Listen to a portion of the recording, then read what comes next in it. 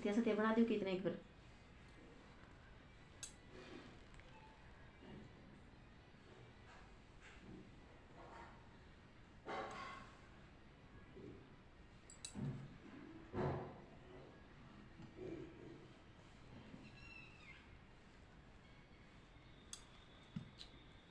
संकट चौथ है की जय हो।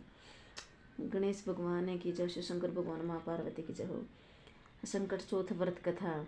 पौ मास के पूर्णमासी के चौथे दिन माघ मास की कृष्ण पक्ष की चतुर्थी को संकट चौथ आती है। आज के दिन रात्रि में व्रत कथा। एक बुढ़िया माई थी, उसका एक बेटा था। बुढ़िया माई बेटे के सुख के लिए 12 महीने की संकट चौथ के व्रत करती थी। बेटा जंगल से लकड़ियां काट कर लाता और उसी से घर बार चलता था। बुढ़िया हर रोज उन लकड़ियों में से 2-4 लकड़ियां उठाकर रख देती और चौथ के दिन उनको बेचकर सामान लाती और चूरमे के लड्डू बनाती। एक लड्डू बुढ़िया आप खाती, एक बेटे के लिए छिक्के में उठाकर रख देती। एक दिन पड़ोसन ने बेटे को सिखा दिया कि तू तो लकड़ियां काट कर कमाता और तेरी माँ पीछे से चूरमे के लड्डू बनाकर खाती है। बेटे ने इस बात न मानने पर पड़ोसन बोली, आज भी चूरमा बनाया है, जाकर देख लो।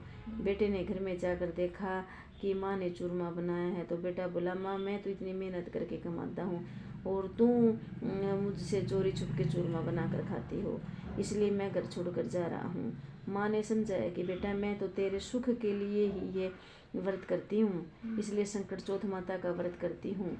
फिर भी बेटे ने माँ की बात नहीं मानी और घर से जाने लगा तो माँ ने उसे चौथ माता का नाम देकर जौ व तिल दे दिए और बोली कि जहाँ भी तुझ पर भीड़ पड़ेगी वहीं पर उनमें से थोड़े से जौ व तिल डालकर कहना कि हे चौथ माता, यदि मेरी माँ सच्चे मन से मेरे लिए तेरे नाम के व्रत करती है तो मेरा यह संकट दूर हो जाए। यह सुनकर जौ व तिल साथ लेकर बेटा घर से निकल गया। थोड़ी दूर जाने पर आगे उफनती हुई नदी आ गई। बेटे ने जौ व तिल बिखेर कर कहा कि हे चौथ माता, अगर मेरी माँ मेरे लिए तेरे नाम के सच्चे व्रत करती है तो मुझे रास्ता मिले। और इतना कहते ही चौथ माता की कृपा से नदी ने शांत होकर रास्ता दे दिया। थोड़ा आगे जाने पर बेटे को चिंगाड़ता हुआ शेर मिला तो बेटे ने जौ व तिल बिखेर कर कहा, हे चौथ माता, अगर मेरी माँ मेरे लिए तेरे नाम के सच्चे व्रत करती है तो यह शेर शांत होकर वापस चला जाए। इतना कहते ही शेर वापस जंगल में चला गया और आगे जाने पर उसे रास्ते में फुफनता हुआ सांप डसने को आया तो बेटे ने जौ व तिल बिखेर कर कहा कि हे चौथ माता, अगर मेरी माँ मेरे लिए तेरे नाम के सच्चे व्रत करती हो तो यह सांप शांत होकर मुझे छोड़ दे। इतना कहते ही सांप डसना छोड़कर पीछे हट गया। अब चलते चलते एक गांव में आ गया। वहां पर एक बुढ़िया माई पूड़े बनावर रोवे।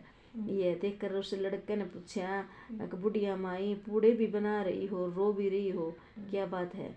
बुढ़िया माई बोली, राजा के घर हर महीने आवा पकता है और बारी बारी से हर घर से एक बलि देते हैं। आज मेरे बेटे की बलि की बारी है।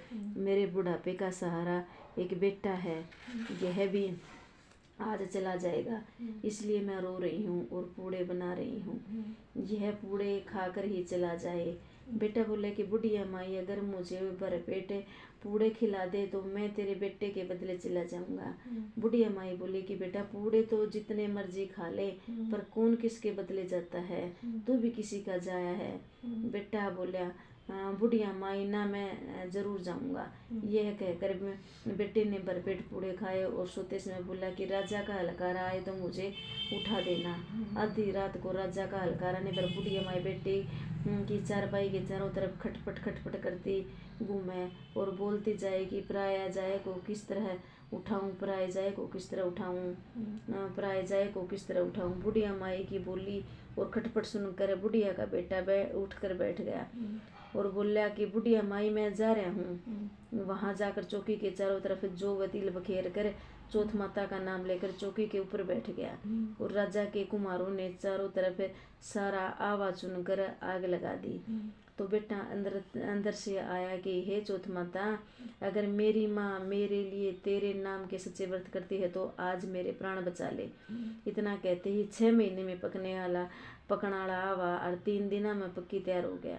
राजा के लकारों ने राजा से जाकर बोले कि आवा पककर तैयार हो गया है। तब राजा के कहने पर हलकारे आवा उतारने लगे। अंदर से आवाज आई, धीरे धीरे उतारो। यह सुनकर हलकारे डर गए कि इस के अंदर कोई भूत बोल रहा है।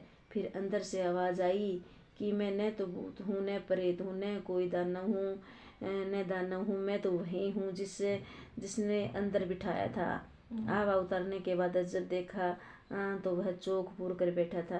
तब राजा के यह पूछने पर कि तू जिंदा कैसे बचा और आवा 3 दिन में कैसे पक गया, तो वह बोला कि मेरी माँ मेरे लिए संकट मेरी माँ मेरे खातिर चौथ माता के हर महीने व्रत करती है और मैं पड़ोसनों के सिखाने से घर छोड़कर यहाँ गया, परंतु माँ के व्रत के प्रभाव से आज मेरे प्राण बच गए और आवा भी 3 दिन में पककर तैयार हो गया। यह सुनकर राजा ने अपनी लड़की का उसके साथ विवाह कर दिया और वह वहीं पर रहने लगा। कुछ समय बाद राजा की लड़की ने उनसे पूछा कि तेरे कोई आगे पीछे या घर बार भी है या नहीं। वह बोला मेरी माँ भी है और गांव भी है, घर भी है। तब वह बोली कि हम अपने घर माँ के पास चलेंगे। पुत्री के कहने पर राजा ने अपनी पुत्री दामाद को बहुत सा धन दौलत दास दासियां देकर विदा किया। वहां पर गांव में बुढ़िया माई बेटे के वियोग में रो रो कर किसी तरह इधर उधर काम करके अपना गुजारा कर रही थी। एक दिन पड़ोसन ने कहा कि देख तेरा बेटा अपने साथ बहू और बहुत सारा धन दौलत व दास दासियां लेकर आया है।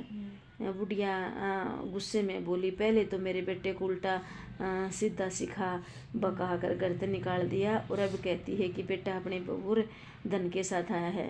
इतने में बुढ़िया ने देखा कि पड़ोसन सच बोल रही है और उसके बेटे वो बुढ़िया के पैरों में पड़ गए। बेटा बोला, माँ मैं समझ गया कि तू मेरे ही नाम संकट चौथ के व्रत करती है। राजा ने यह सब सुनकर अपनी नगरी में ढिंढोरा पिटवा दिया कि बेटे की माँ संकट चौथ का व्रत करे, 13 चौथ करे, 13 नहीं तो 4 करे, 4 नहीं तो 2 करे, 2 तो सब कोई करे। बेटे के होने पर, बेटे के ब्याह के उद्यापन पर हे चौथ माता जैसे बुढ़िया माई की टूटी वैसी सब को टूटना, कहना कहते को कहना, सुनना उकारा बरता। बोलो संकट चौथ माता की जय हो, जय हो गणेश महाराज की जय हो, विनायक महाराज की जय हो, विनायक महाराज की जय हो। विनायक की कथा। एक बुढ़िया माई